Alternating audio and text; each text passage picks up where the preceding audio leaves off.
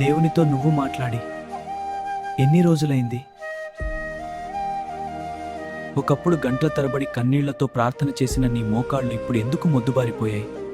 బాప్తిస్మం అయితే తీసుకున్నావు, కానీ దేవునితో నీకున్న బంధం తెగిపోయి లోపల నీ ఆత్మ ఎండిపోయిందని నీకు అనిపించట్లేదా? పైన భక్తిగా కనిపిస్తున్నావు, కానీ లోపల ప్రశాంతత లేదు. ఎందుకంటే నువ్వు ప్రార్థన మానేశావు. ప్రార్థన లేని జీవితం నీరు లేని చెట్టు లాంటిది. శోధన వచ్చినప్పుడు నిలబడలేక పాపంలో పడిపోతున్నావంటే కారణం నువ్వు మోకాళ్ల మీద గెలవడం మానేశావు. నీ హృదయం ఒక ఎడారిలా మారిపోయింది.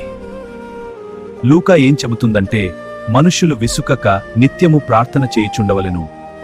నువ్వు విసిగిపోయావా? లోకపు పనుల్లో పడి తండ్రిని మర్చిపోయావా?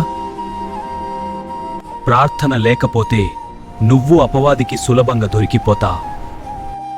నీ గదిలోకి వెళ్ళి తలుపు వేసుకో. ఏడుస్తూ దేవుని పాదాలు పట్టుకో.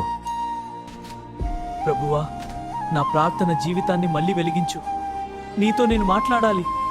ఆరిపోయిన ఆ దీపాన్ని ఆయన మళ్లీ వెలిగించడానికి సిద్ధంగా ఉన్నారు.